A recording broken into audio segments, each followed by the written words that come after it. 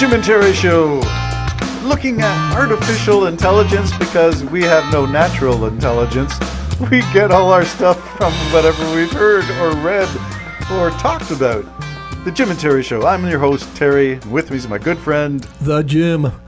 And we're talking about artificial intelligence, especially the stuff that is requiring huge investments in these structures that are the size of many football fields. They're huge. These and they data take centers. all kinds of energy, all kinds of water, unbelievable amount of water. So I don't understand the whole thing. So can we talk about what is going on in a data center that requires... I have no idea.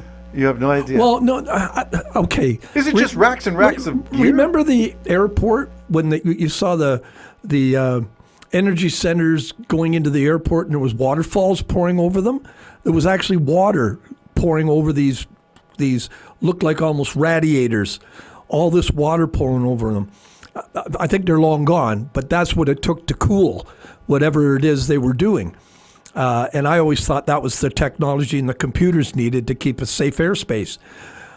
So I think the data centers take, I know they take an unbelievable amount of energy and an unbelievable amount of water. And I'm assuming the water is cooling to cool, to keep But then would you need potable water for that purpose? What kind of water? Potable, which means when you get by your house, it has to be tested to make sure it's drinkable. Yeah. Drinkable, potable, that's the same term. So does it need that kind of water? I think it needs clean, but I don't think it matters if there's bacteria in it or whatever.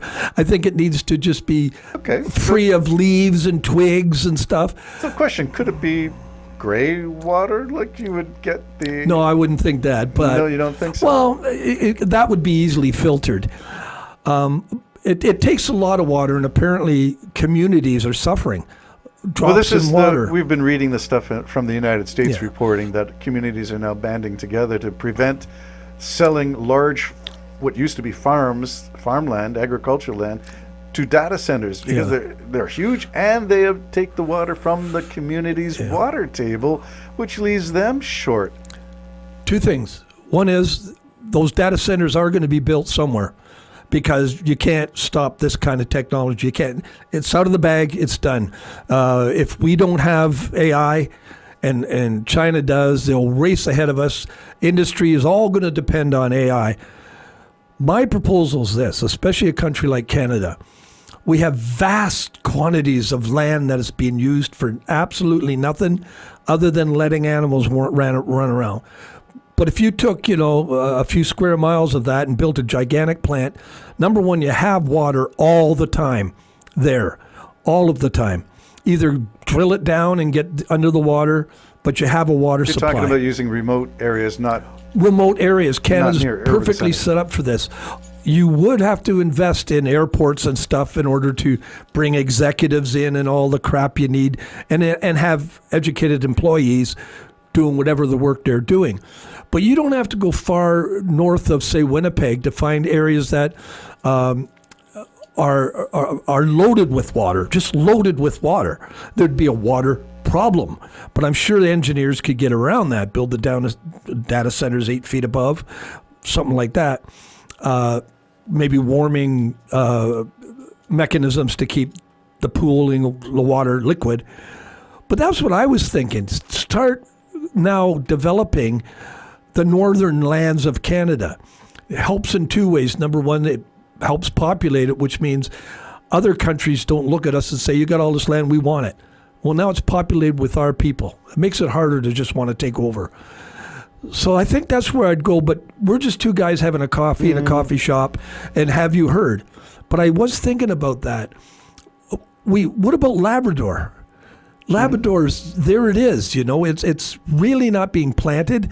The animals would make do walking around any buildings in Labrador and bring it close to St. Lawrence mouth, the river.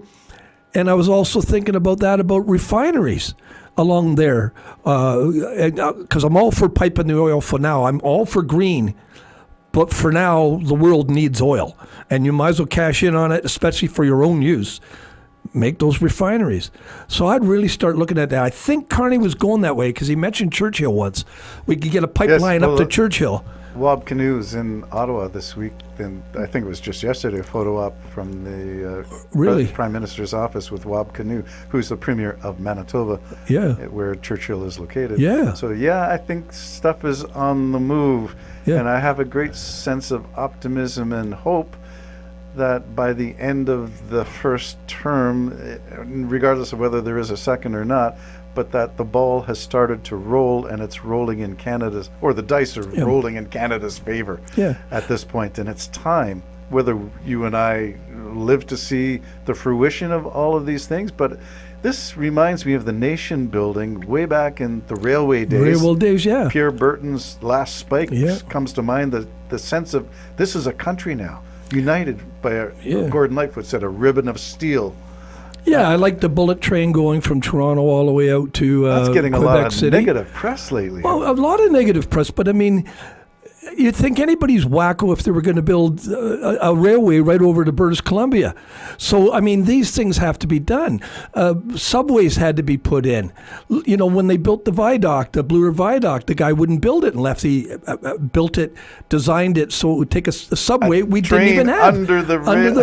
We didn't even have it. No. Wasn't even a twinkle in Daddy's eye. No. And yet he was right. He was a visionary. Yeah. So what we need to do is something like that. I'd be up for high-speed railroad all the way to the East Coast. Mm-hmm.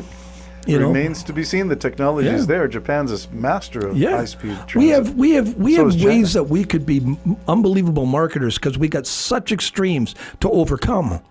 You know what I mean? Mm-hmm. We need investment dollars. We need investment technology.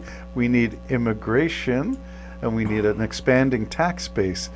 Or we need to start taxing corporations. I don't know whether I showed you the Robert Reich data on taxation of corporate from post-war era, 1945 to the present. Corporate taxes used to be at 50%. They're now down to somewhere between 10, 15. Sometimes you'll find them lower. But that's corporate tax. What about corporate tax benefits if you take on the Toronto to the Quebec? You mean partnerships, private-public partnerships? Or build it. Or build it yourself? We'll build you this railroad. We'll maintain this railroad. For a tax rate of this level. For a tax rate of this level. It's got to be worth it to somebody. It's got to be worth it for somebody. And I was thinking about our climate. This would have to be worked on.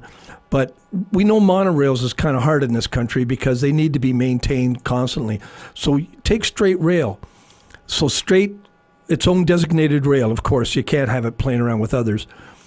And then build like greenhouse over the railroad where in the summer it folds back and in the winter it folds Sky over. Dome. Sort of idea, but way cheaper. Like I'm talking almost like a hard plastic, where in the winter it would be completely covered because you want the sunlight to heat that and keep it running. In the summer, it's way too hot, but you roll it back halfway anyways, where it's not reflecting the sunlight. I think those are technologies that could be developed. What about solar panels on those? And then you could have solar panels on that. And then thus you could even, if you had a solar panel from here to St. John's, not St. John's, that'd be ridiculous, but to Halifax maybe, that train could run on the electricity it's generated by its own self. So it could be electric train, bullet speed, protected, a dual track with a rollover cover, clear rollover cover. That is not as complicated as the maintenance you have to put up with if you just leave it to the outside elements. These are ideas that people could think of that might be able to be developed, and then if you partner that with a corporation that said, we will give you this tax break for 50 years if you install these panels across Canada. They're ideas that I think could work. The things that Jim and Terry show, we're not engineers, we're not scientists, but we're wondering where the future of Canada is in terms of the grid, in terms of electricity, in terms of investment. So a lot of it can be done. I heard that solar panels don't have to be the dark color that we always think. They can be clear. There, nice. so they don't have to muck up everything. Yeah. No. So aesthetically, you're thinking of all the fields of those grids. Yeah.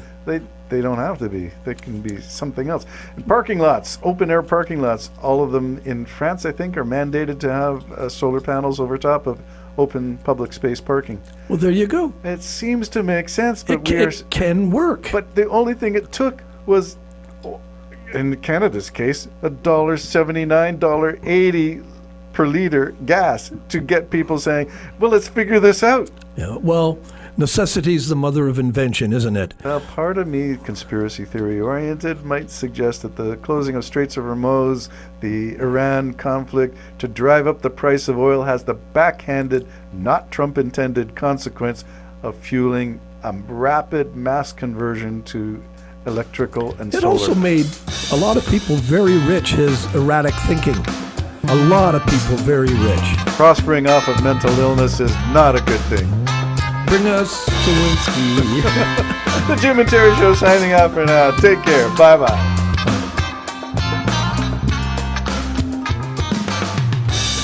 It's complicated, this relationship I